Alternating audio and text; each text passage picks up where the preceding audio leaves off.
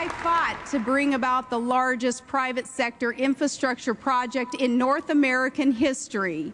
And when that deal was struck, we began a nearly $40 billion natural gas pipeline to help lead America to energy independence.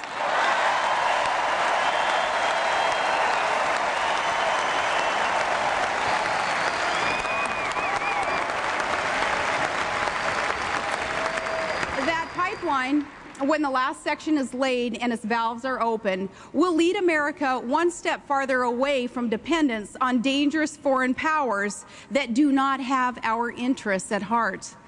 The stakes for our nation could not be higher.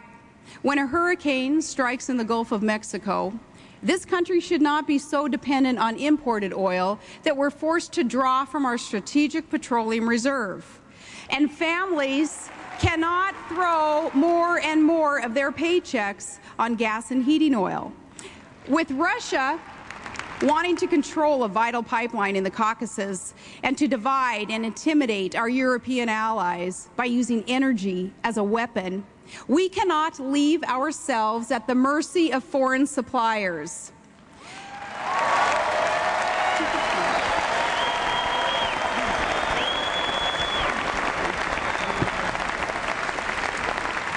To confront the threat that Iran might seek to cut off nearly a fifth of the world's energy supplies, or that terrorists might strike again at the Abqaiq facility in Saudi Arabia, or that Venezuela might shut off its oil discoveries and its deliveries of that source, Americans, we need to produce more of our own oil and gas and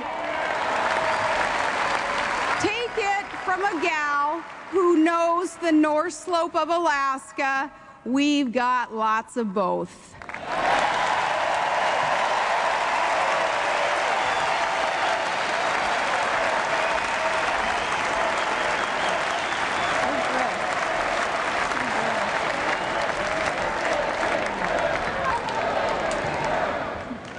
Our opponents say again and again that drilling will not solve all of America's energy problems, as if we didn't know that already. But the fact that drilling, though, won't solve every problem is no excuse to do nothing at all.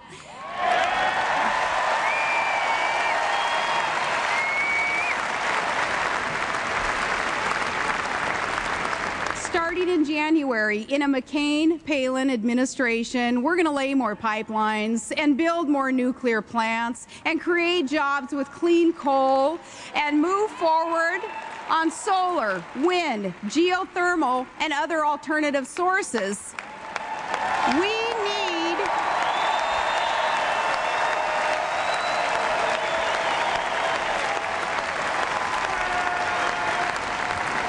American sources of resources. We need American energy brought to you by American ingenuity and produced by American workers.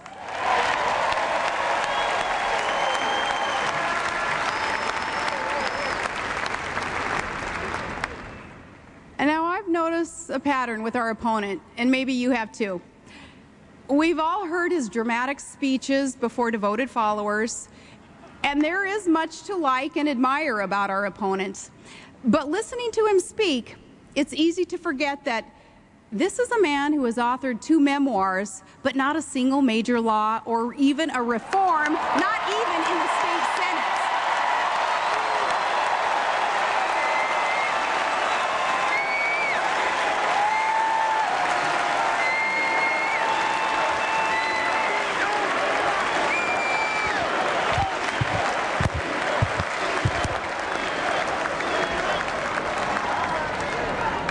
This is a man who can give an entire speech about the wars America is fighting and never use the word victory except when he's talking about his own campaign.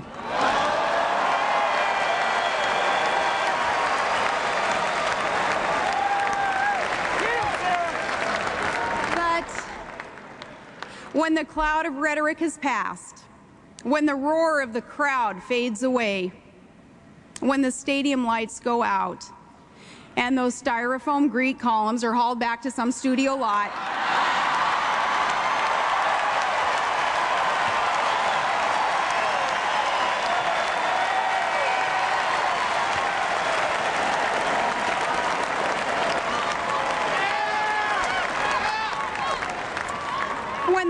happens? What exactly is our opponent's plan? What does he actually seek to accomplish after he's done turning back the waters and healing the planet?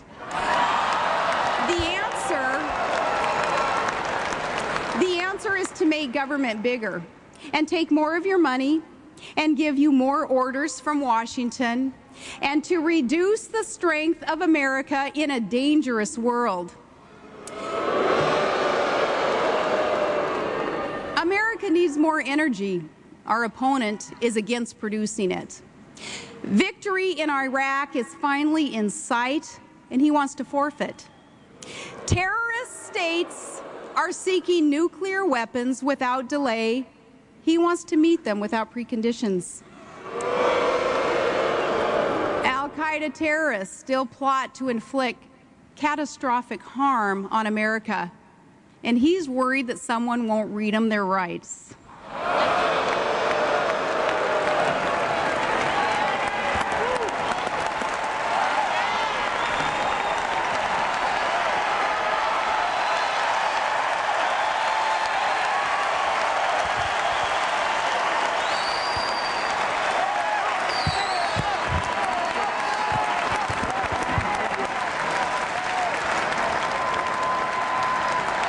Government is too big. He wants to grow it. Congress spends too much money. He promises more. Taxes are too high, and he wants to raise them. His tax increases are the fine print in his economic plan. And let me be specific. The Democratic nominee for president supports plans to raise income taxes and raise payroll taxes and raise investment income taxes and raise the death tax and raise business taxes and increase the tax burden on the American people by hundreds of billions of dollars.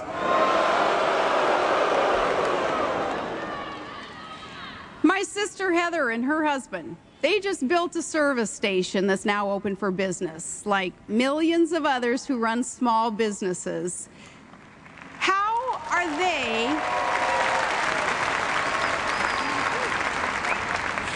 going to be better off if taxes go up? Or maybe you are trying to keep your job at a plant in Michigan or in Ohio. Or you're trying to create jobs from clean coal from Pennsylvania or West Virginia. You're trying to keep a small farm in the family right here in Minnesota. How are you going to be better off if our opponent adds a massive tax burden to the American economy? Here's how I look at the choice Americans face in this election. In politics, there are some candidates who use change to promote their careers. And then there are those, like John McCain, who use their careers to promote change.